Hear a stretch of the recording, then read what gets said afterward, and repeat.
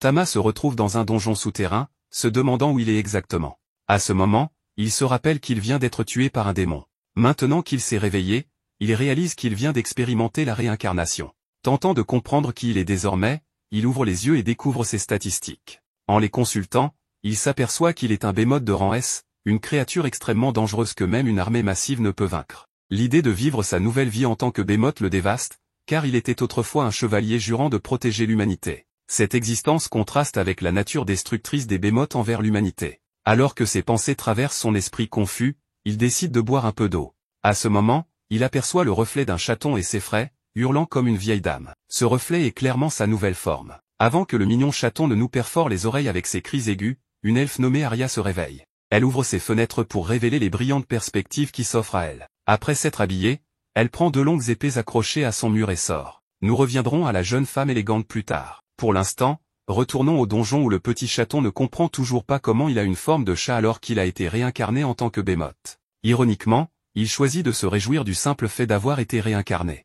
En avançant, il rencontre un slim de rang et devine que la créature idiote veut goûter à sa chair. Ne voulant pas finir sur le menu, il vérifie ses statistiques et découvre une compétence nommée hurlement rocheux. Sans perdre de temps, il hurle une pierre vers le slim, qui éclate en éclaboussures. Après cela, il commence à ressentir une grande faim et, faute de mieux, il goûte le slim. À sa grande surprise, le slim est délicieux, et il continue de s'en régaler. En mangeant, il réalise qu'il peut acquérir les compétences des monstres qu'il dévore. Grâce au slim, il gagne une compétence de stockage qui lui permet de conserver tout ce qu'il souhaite. La première chose qu'il décide de stocker est les restes du slim, afin de pouvoir s'en régaler plus tard. S'habituant à sa nouvelle forme et à ses pouvoirs, il part défier d'autres monstres du donjon, un wyvern de rang B, un minotaure de rang C, un golem de rang B et un serpent venimeux de rang C. Après avoir vaincu chacun de ces monstres, il les dévore et acquiert des compétences telles que le vol, la boule de feu, le corps de fer et des crocs empoisonnés. En cherchant une sortie du donjon, il aperçoit un coffre au trésor brillant et devient fou de joie en le voyant.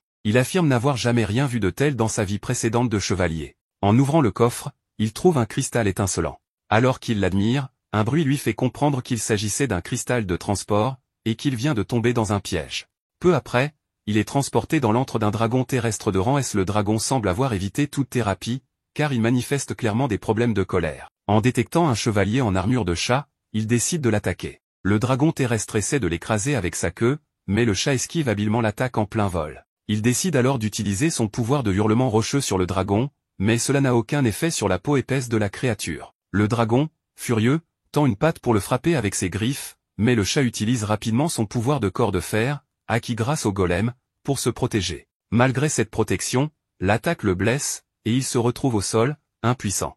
Voyant cela, le dragon tente de l'achever d'un coup fatal. Heureusement, le chat parvient à esquiver l'attaque et, dans un dernier effort, utilise l'extrémité tranchante de sa queue pour laisser une cicatrice sur l'un des yeux du dragon avant de s'enfuir en utilisant son pouvoir de vol acquis grâce au wyvern. Le dragon, maintenant aveuglé d'un œil et furieux, rugit, mais le chat s'en moque. Pendant ce temps, l'elfe, Arya, arrive au donjon. Elle se remémore le moment où elle a choisi de devenir aventurière après que son mentor ait vaincu des démons maléfiques qui attaquaient son village. Pendant ce temps, notre petit chaton blessé lutte pour atteindre la lumière au bout du donjon. Malheureusement, il est trop faible et finit par s'évanouir. Juste avant de perdre connaissance, il sent une silhouette s'approcher et imagine que cette personne n'aime probablement pas les animaux. Par chance, il se trompe, Arya, une véritable amoureuse des animaux, le ramène chez elle pour le soigner. Le lendemain matin, le chaton se réveille enveloppé de bandages. En voyant Arya de près, il la prend pour un ange. De son côté, elle le voit simplement comme un adorable chaton, sans se douter qu'il est en réalité un monstre dangereux. Consciente de sa faim, elle lui donne de la nourriture et soigne ses blessures jusqu'à ce qu'il se rétablisse complètement. Une fois guéri, Arya reprend son travail d'aventurière. En guise de remerciement pour ses soins, le chat jure de la protéger coûte que coûte. Fidèle à sa promesse, il décide de la suivre en cachette en se glissant sur le bateau qui la conduit au donjon. Lorsqu'elle arrive, il s'inquiète de la laisser seule, car il sait que les femmes comme elle, avec un avenir aussi radieux, sont souvent victimes de harcèlement. Alors qu'il réfléchit à cela, Arya affronte 3 gobelins. À sa grande surprise, elle utilise une compétence d'accélération pour les éliminer rapidement. Après les avoir vaincus, elle coupe leurs oreilles pour les utiliser comme preuve afin de toucher une prime. En observant son habileté, le chat reconnaît qu'il n'a jamais vu quelqu'un d'aussi rapide. Cependant, il pense que ses épées sont trop longues pour elle. Alors qu'elle range les oreilles des gobelins, un autre gobelin apparaît. Prête à l'affronter, elle ne réalise pas immédiatement qu'il s'agit d'un mage gobelin, une créature puissante. Le gobelin lance une énorme boule de feu, et Arya voit sa vie défiler devant ses yeux. Juste avant que la boule de feu ne la touche, le chat la pousse hors du chemin. Ne voulant pas révéler sa véritable identité, le chat utilise ses griffes pour attaquer le visage du gobelin, le faisant tomber dans un escalier profond. Reconnaissante, Arya emmène le chat à la guilde des aventuriers pour échanger les oreilles de gobelins contre de l'argent. À leur arrivée, ils sont interrompus par un idiot roux en armure nommé Cassement, qui veut qu'Arya rejoigne son groupe. Le malotru essaie de lui attraper le bras, mais le chat intervient et mord violemment sa main. Tandis que Cassement hurle comme une fillette, le chat lui saute de nouveau dessus, lui griffant le visage et le ridiculisant davantage. Cela met Cassement dans une telle rage qu'il sort son épée pour attaquer le chat. Cependant, avant qu'il ne puisse agir, Arnold Holzwelzenegger, le réceptionniste musclé de la guilde, intervient pour l'arrêter. Bien qu'Arnold ait une allure imposante, il est également un aventurier redoutable. Voyant Arnold, Cassement prend peur et s'enfuit. Arya remercie Arnold pour son aide, et celui-ci, impressionné par le chat, le prend pour un chevalier en armure brillante. Puisqu'il a sauvé Arya 2 fois en une journée, Arya décide de le nommer Tama et le proclame officiellement comme son animal de compagnie. Cela signifie qu'il peut désormais l'accompagner dans ses quêtes sans avoir à se cacher comme auparavant. Après avoir soumis les preuves de sa chasse aux gobelins, Arnold informe Arya qu'elle est éligible pour une promotion dans un rang supérieur. Ce soir-là, Arya, un peu ivre, emmène Tama avec elle pour un bain.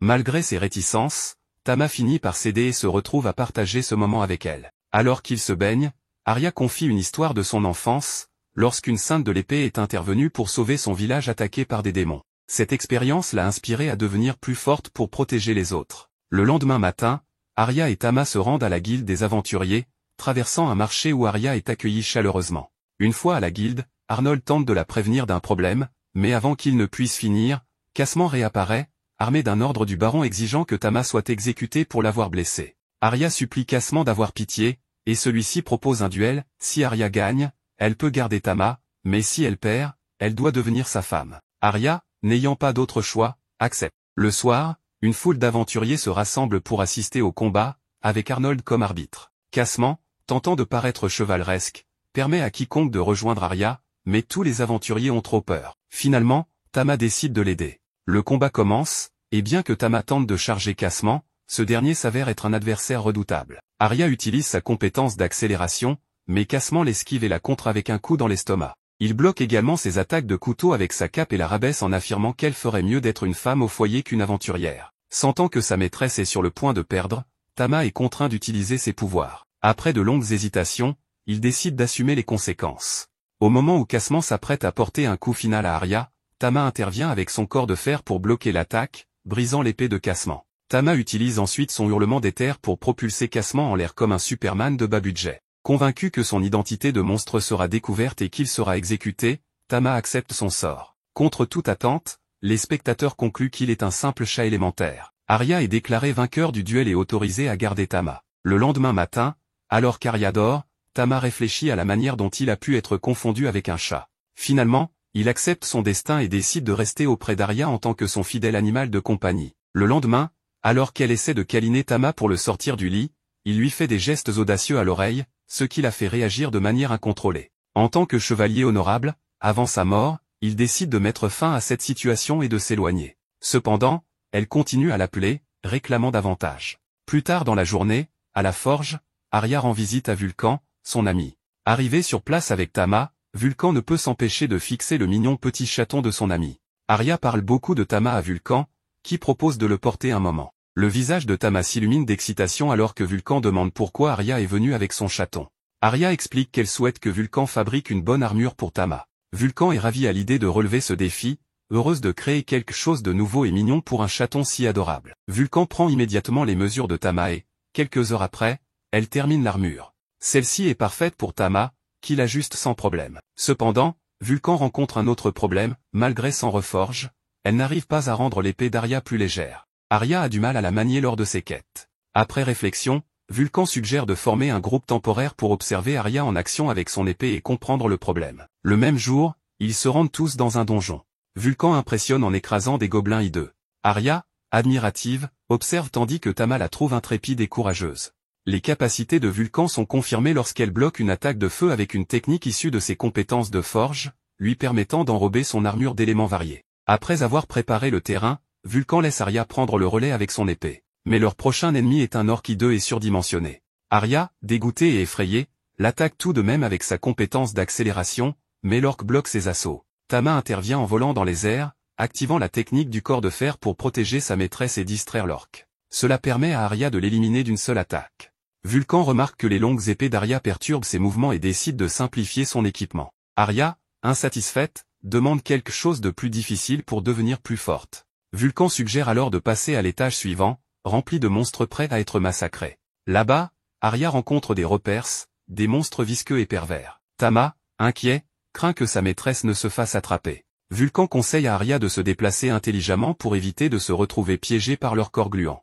Arya attaque avec sa compétence d'accélération, mais sa vitesse n'est pas suffisante. L'un des repers finit par briser son épée lourde en 2 morceaux. Alors qu'elle est presque attrapée, Vulcan lui lance un couteau qu'elle attrape et enfonce dans le corps du Slim, le tuant sur le coup. Après avoir vaincu un repère, Arya passe au suivant. Vulcan, qui observe ses mouvements, remarque qu'Arya serait plus efficace avec des armes courtes. En un rien de temps, Arya découpe toutes les parties du monstre, laissant Vulcan stupéfaite. Consciente des compétences d'Arya, Vulcan ne s'attendait cependant pas à une telle rapidité dans l'élimination du deuxième monstre. Alors qu'ils pensaient avoir terminé leur quête, le monstre éclabousse Arya de son jus avant de régénérer ses mains.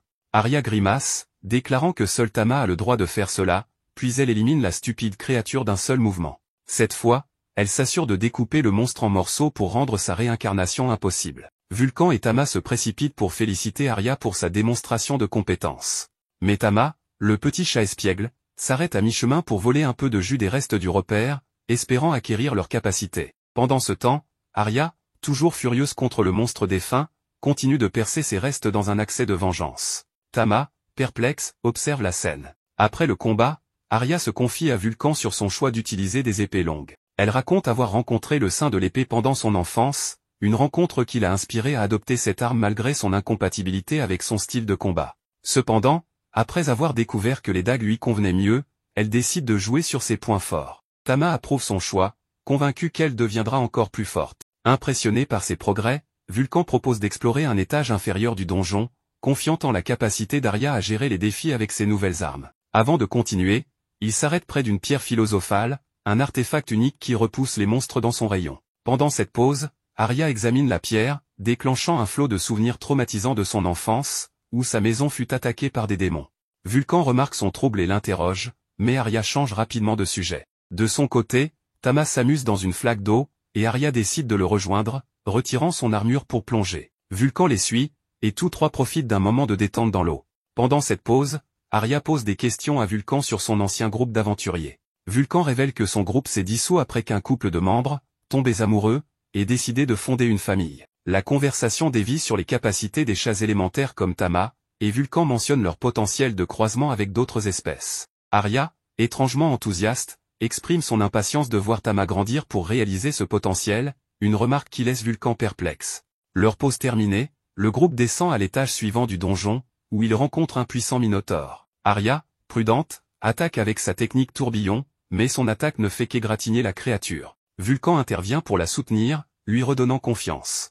Arya, encouragée, intensifie son assaut, sa vitesse surpassant les mouvements du minotaure. Une attaque maladroite du monstre provoque l'effondrement du plafond, mettant Vulcan en danger. Tama utilise alors sa compétence de hurlement éthéré pour dévier les débris, sauvant Vulcan de justesse. Inspiré par la bravoure de Tama, Arya porte un coup décisif à la poitrine du minotaure, le vainquant enfin. De retour à la guilde des aventuriers, Arya, Vulcan et Tama échangent le butin de leur raid. Arnold, le réceptionniste de la guilde, remarque les profondes entailles sur le corps du minotaure et s'interroge sur leur auteur. Vulcan annonce fièrement que les entailles ont été réalisées grâce à la nouvelle technique d'Arya. Arnold, se souvenant à quel point Arya était faible à son arrivée en ville, la félicite pour ses progrès impressionnants. Touché par les compliments, Arya remercie Arnold avant de se rendre dans une taverne pour célébrer leur succès avec l'argent gagné. Au restaurant, Vulcan se laisse aller à des remplissages généreux, ce qui pousse Tama à se demander si elle est une buveuse chevronnée. Arya, de son côté, exprime sa gratitude envers Vulcan pour son soutien pendant le raid et partage le plaisir qu'elle a eu à travailler ensemble. Vulcan partage ses sentiments et exhibe avec enthousiasme les herbes médicinales qu'elle a récoltées dans le donjon.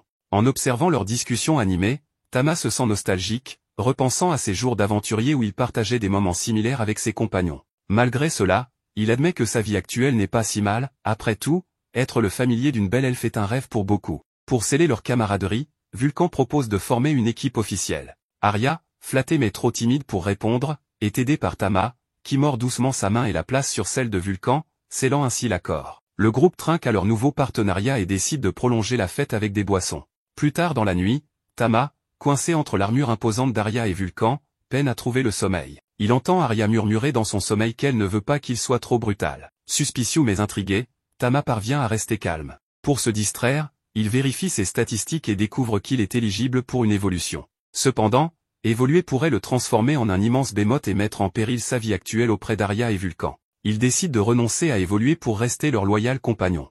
Le lendemain matin, alors qu'Arya et Tama traversent la ville, ils rencontrent deux voyous harcelant une jeune fille qu'ils accusent de vol. Arya intervient et, en voyant son chat élémentaire, les malfrats prennent la fuite. Arya réconforte l'enfant, apprenant qu'elle est orpheline, et la conduit à une église locale où des religieuses prennent soin d'autres orphelins. En entendant la conversation entre Arya et les religieuses, Tama admire la noblesse de sa maîtresse et jure de la soutenir encore davantage. Ce soir-là, Arnold convoque Arya à la guilde pour la féliciter de sa promotion au rang C. Il lui remet un pendentif symbolisant son nouveau rang en guise de récompense. Leur célébration est toutefois interrompue par une agitation près du panneau des quêtes. Arnold explique que plusieurs disparitions ont été signalées dans la ville voisine de Lenar, avec des rumeurs impliquant des démons. En entendant cela, Arya, animée par sa rancune envers les démons, demande plus de détails et se déclare prête à accepter cette quête d'urgence.